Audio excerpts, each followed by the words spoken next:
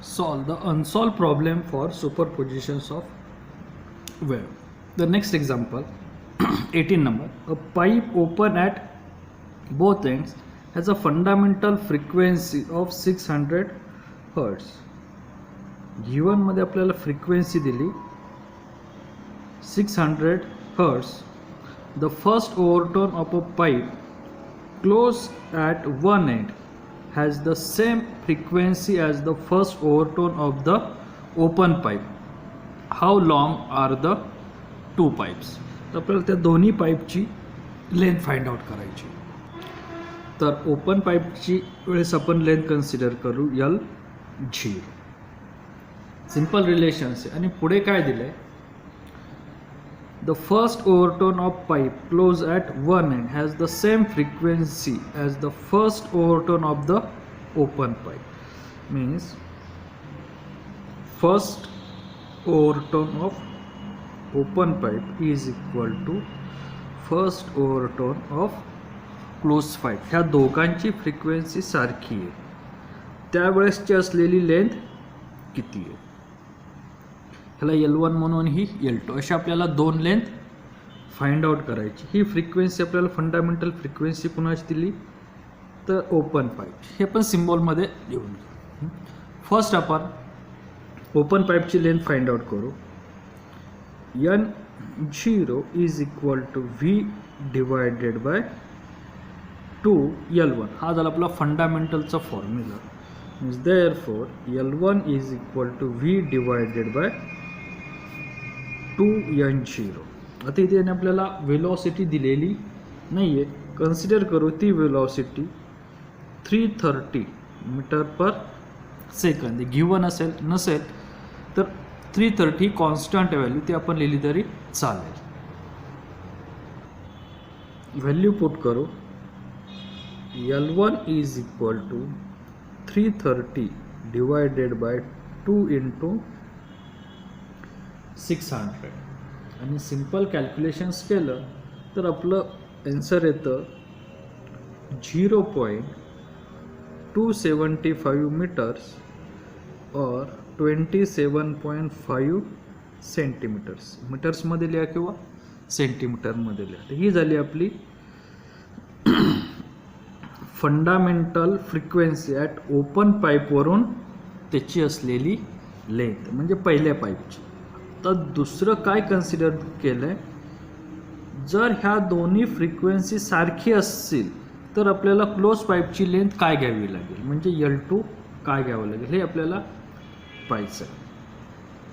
इथे फॉर्म्युला काय येतोय N1C म्हणजे क्लोज पाईपच्या फंडामेंटलचा फॉर्म्युला काय आहे 3V डिवायडेड बाय 4L2. त्याची लेंथ काय आहे L2 आहे. आणि ही फ्रिक्वेन्सी कशाशी कंपेअर केलेली आहे तर first overtones of open pipe. एकतर आपल्याला first overtones of open pipe काढावं लागेल. मग फर्स्ट ओव्हरटर्न्स ऑफ ओपन पाईपचं रिलेशन्स फंडामेंटलच्या ओपन पाईपशी काय येतं आहे 2N0. बरोबर आहे की नाही. म्हणजेच हे आपल्याला गिवन आहे, पण त्या गिवनचं हे कंपॅरिझन झालं तर आपला फॉर्म्युला कन्वर्ट होऊन काय येतोय 2N0 is equal to 3V divided by 4L2. पुन्हा एकदा एक्सप्लेन करतो. ह्या टाईपचे एक्झाम्पल 3 मार्क्स येतात. तुम्हाला given first overtones of open pipe आणि first overtones of close pipe ची फ्रिक्वेन्सी सारखी दिली तर आपल्याला विचारलं आहे तर त्या क्लोज पाईपची लेंथ काय असेल. बरोबर की नाही. दिलेल्या गिवन इक्वेशन्सवरून आपण ओपन पाईपची लेंथ काढली. क्लोज पाईपच्या ओपन पाईपच्या फर्स्ट ओव्हरटोनची फ्रिक्वेन्सी म्हणजेच काय असते 2 इंटू फंडामेंटल फ्रिक्वेन्सी जी आपल्याला काय गिवन आहे तेच आपण कंपेअर केलं. Means therefore L2 is equal to 3V divided by 8N0. 2 into 4 8 झालं. व्हॅल्यू पुट करू. 3 into velocity 330 8 into frequency fundamental frequency 600 आणि ह्याचं कॅल्क्युलेशन्स केलं तर आपल्याला आन्सर होतं 0.26 मीटर्स म्हणजेच 20.6 सेंटीमीटर्स. हे 4 मार्क्स क्वेश्चन्स आहे. This is the depending by relations given relation close pipe and open pipe. दोन्हीपैकी कसे तुम्हाला रिलेशन्स देऊन एक्झाम्पल सॉल्व करता येईल. फर्स्ट ओव्हरटर्नच्या ऐवजी 6, 7 त्याप्रमाणे कंपॅरिझनचे इक्वेशन्स लिहून एक्झाम्पल सॉल्व करायचं. Next example question number 90. A string 1 meter long is fixed at one end. The other end is moved up and down with frequency 15 Hz. Due to this, a stationary wave with 4 complete loops gets produced on the string. Find the speed of the progressive wave which produce the stationary wave. तर आपल्याला त्या progressive वेव्हची काय find out करायची, तर speed find out करायचं. आपल्याला given काय दिलेलं आहे, फ्रिक्वेन्सी दिलेली आणि ती स्ट्रिंग 1 मीटरची लांब आहे आणि त्या स्ट्रिंगमध्ये पण किती लूप्स तयार झालेत, प्रोड्यूस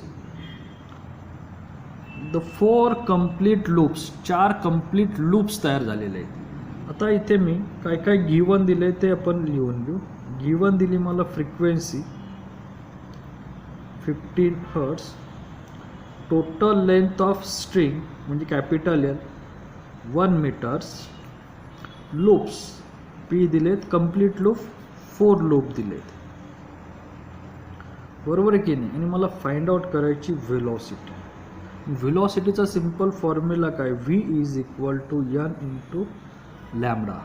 तर मला फ्रिक्वेन्सी दिली, लॅम्बडा अननोन आहे, लॅम्बडाच्या ऐवजी मला टोटल लेंथ दिली आणि त्या लेंथचे लूप्स दिलेत आणि एक हिंट दिली, remember that the moving end is an antinode. म्हणजे जिथं तो संपणार आहे त्या एंडला काय तयार झालं आहे, अँटीनोड्स तयार झालं आहे. तर त्या वेव्हची मला व्हेलॉसिटी काढायची. आधी आपण ती डायग्रॅम ड्रॉ करू. क्वेश्चन्सनुसार आपले 4 लूप दिलेत, 1, 2, 3 आणि 4 आणि एंडला काय तयार झालं, अँटीनोड्स. म्हणजे हाफ लूप आपला काय तयार होतं, इथे तयार होतो. टोटल डिस्टन्स किती आहे, 1 मीटरचं आहे. तर मग इथून इथपर्यंत असलेलं एक काय तयार होते, वेवलेंथ तयार होते. तर एकूण आपल्या किती वेवलेंथ तयार झाली, ही एक, इथपर्यंत दुसरी आणि इथून इथपर्यंत 1/4 मीन्स लॅम्बडा बाय 4. मग टोटल आपली वेवलेंथ किती तयार झाली, lambda plus lambda 2 lambda plus lambda by 4 म्हणजे टोटल वेवलेंथ तयार होते आपली 9 लॅम्बडा बाय 4. येते लक्षात. मग वेवलेंथ किती झाली, therefore 9 lambda by 4 is equal to L is equal to 1 meters, means lambda is equal to 4 by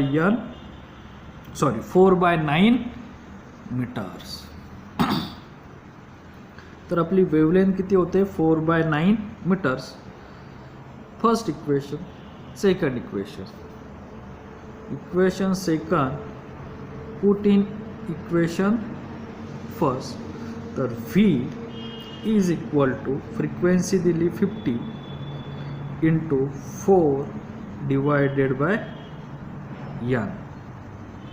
तुमचं सिंपल रिलेशन्स काय झालं, 4 डिवायडेड बाय n.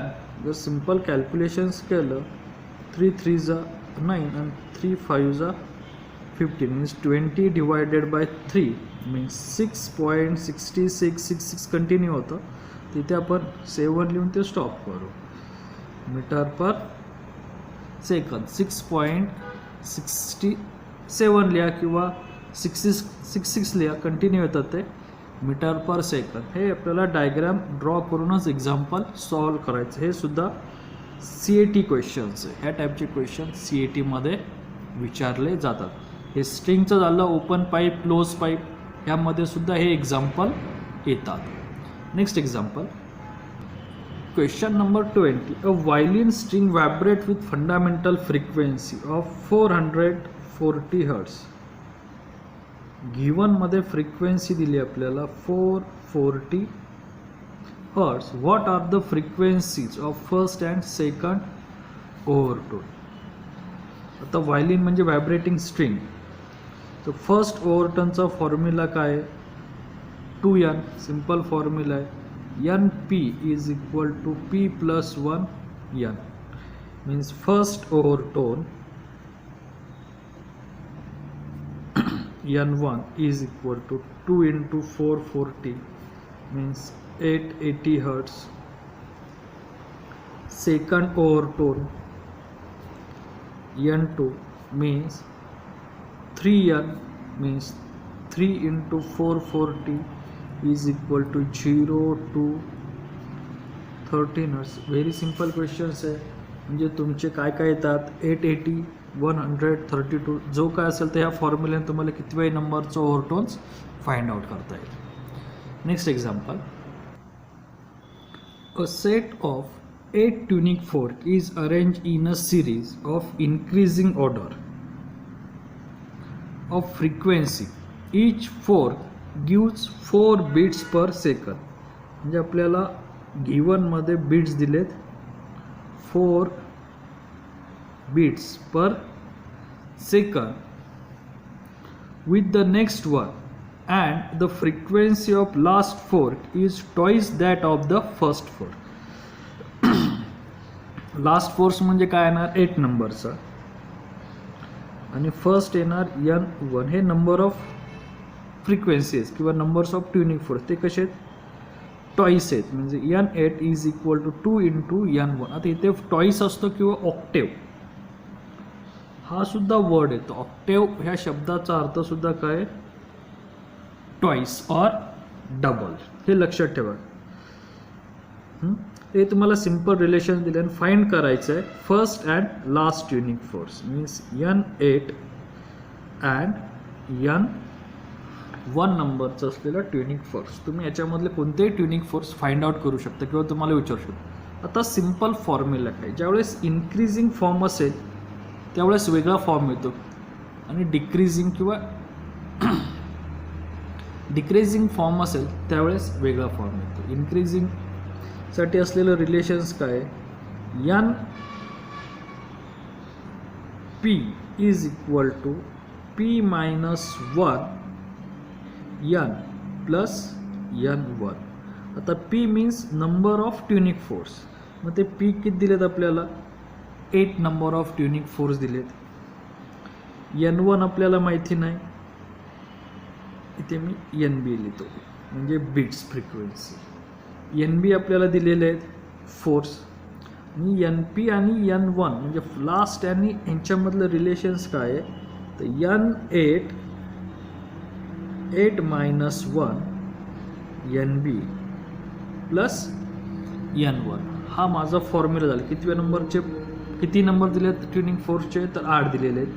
म्हणून N8 is equal to 2 N1 7 NB plus N1. हा इकडे shift केलं तर काय होणार हा 2 N1 minus N1 is equal to 7 into 4. NB किती आहेत 4 आहेत.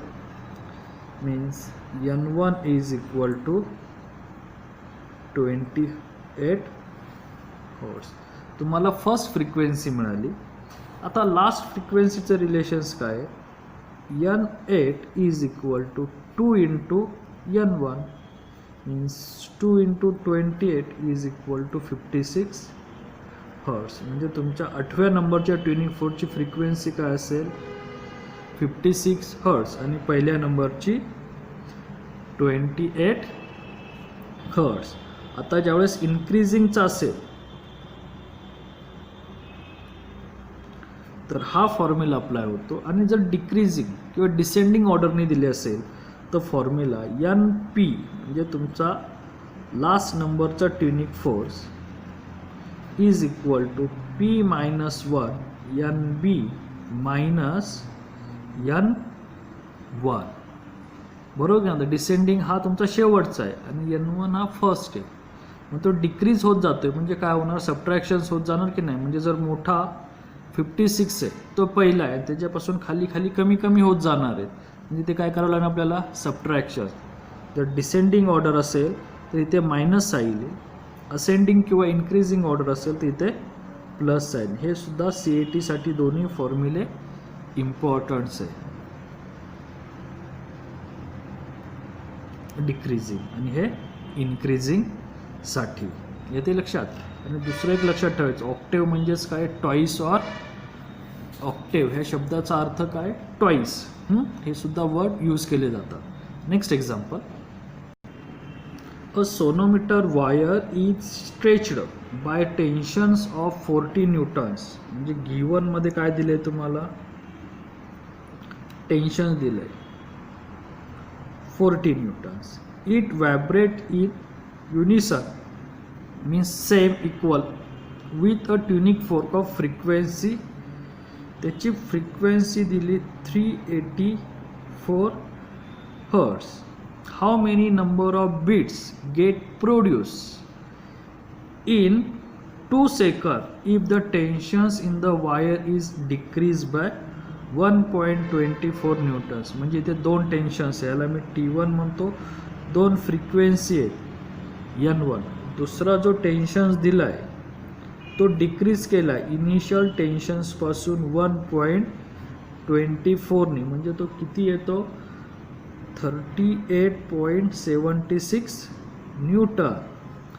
त्यावेळेस त्याची असलेली फ्रिक्वेन्सी मला काढायची आणि त्याच्यापासून मी बीट्स काढणार. बीट्स म्हणजेच काय होतं आहे, difference between two frequency means N1 minus N2. ती असती पर सेकंद आणि ते मला विचारले पर 2 सेकंद. आधी आपण पर सेकंद काढू, नंतर आपण 2 सेकंदचं काढू. तर मला आधी काय काढायचं आहे, N2.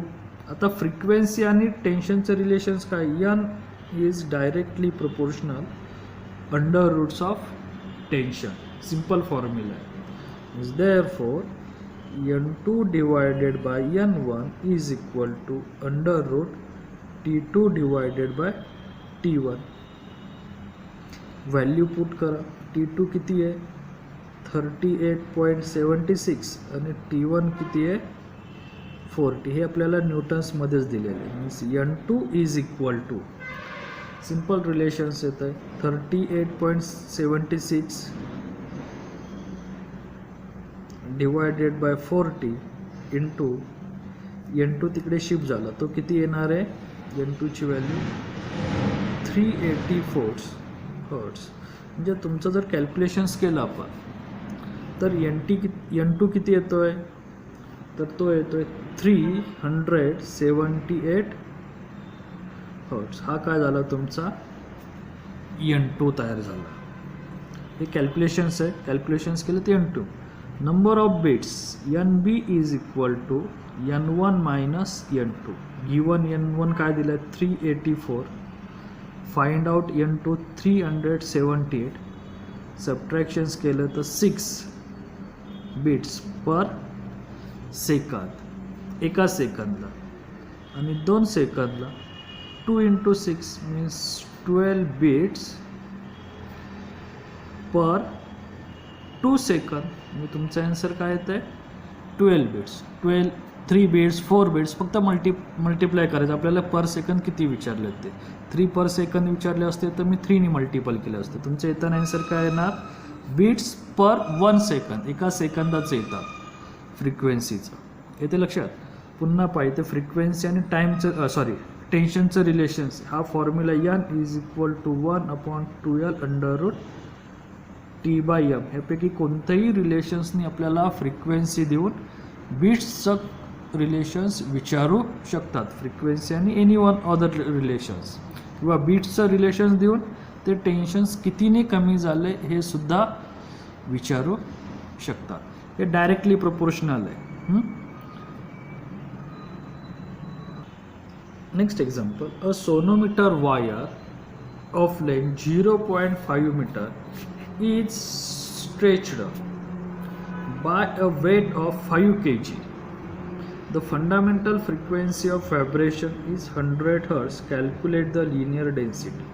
आपल्याला लेंथ दिलं सोनोमीटर वायर ऑफ लेंथ, ती दिली 0.5 metre. Is stretched by weight of 5 kg. म्हणजे टेन्शन्स आलं 5 × 9.8 न्यूटन्स.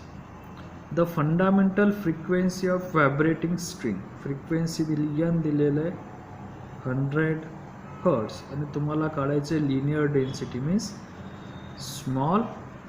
हे आपल्याला गिवन दिलेले आहेत.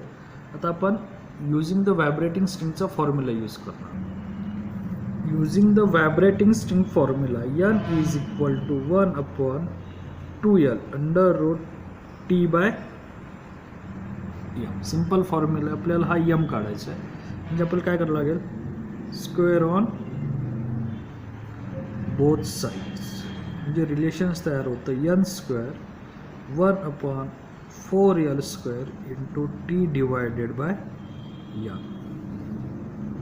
means therefore small m is equal to 1/4L² × T/n². Value put करा 1 4 इंटू L किती आहे 0.5 bracket square, tension 5 × 9.8, frequency 100 hertz bracket square. आणि कॅल्क्युलेशन जर केलं आपण हे सगळं तर आपलं आन्सर येतं 4.9 × 10⁻³ kg/मीटर. हे काय लिनियर डेन्सिटीचं किंवा मास पर युनिट लेंथचं युनिट आहे. सिंपल कॅल्क्युलेशनचा पार्ट आहे. 4.9 × 10⁻³. Next and last example. The string of guitar is 80 cm long and has a fundamental frequency of 112 Hz. If a guitarist wishes to produce a frequency of 160 Hz, where should the person press the string? आता इथे vibrating string म्हणजे आपण जो 2 ब्रिजचा experiment पाहिला होता की नाही सोनोमीटरचा, तो जो ब्रिज अप्लाय होतो याचा अर्थ तिथपर्यंतच तुमची लेंथ काय होते प्रोड्यूस होते. ज्यावेळेस तो प्रेस करेल बस 80 सेंटीमीटरला 112 हर्ट्स फ्रिक्वेन्सी प्रोड्यूस होते. त्याला 160 फ्रिक्वेन्सी प्रोड्यूस करायसाठी कुठे त्या स्ट्रिंगवर प्रेस करावं लागेल, त्याच्या जिथून स्टार्टिंग एंड पॉईंट आहे त्या पॉईंटपासून. तर इथे आपल्याला गिवन काय काय दिलं आहे, L1 दिलं आहे 80 सेंटीमीटर्स मीन्स 0.8 मीटर्स. त्याची फ्रिक्वेन्सी दिलेली आहे 112 हर्ट्स. आपल्याला दुसरा L2 काढायचा आहे आणि त्याची फ्रिक्वेन्सी दिली 160 हर्ट्स. आता फ्रिक्वेन्सी आणि लेंथचा रिलेशन्स काय आहे, frequency is inversely proportional to the vibrating length. Simple formula, कारण की स्ट्रिंग्स सेम आहेत, आपल्या टेन्शन सेम आहे, फक्त आपण कुठे प्रेस करतो म्हणजे तर ब्रिजचं लेंथ काय करतोय चेंज करतोय. Means therefore N1 L1 is equal to N2 L2. आपल्याला काय काढायचं आहे L2 काढायचं आहे. Means therefore L2 is equal to N1 L1 divided by N2. Value put करा. N1 किती आहे 112, L1 किती आहे 0.8, N2 किती आहे 160. ह्याचं सिंपल कॅल्क्युलेशन्स केलं तर आपलं आन्सर येतं 56 सेंटीमीटर्स. इन्व्हर्सली प्रोपोर्शनल म्हणजे हा 0 इकडे शिफ्ट 8 इकडे शिफ्ट केलं तर हे 1600 बरोबर आहे की नाही.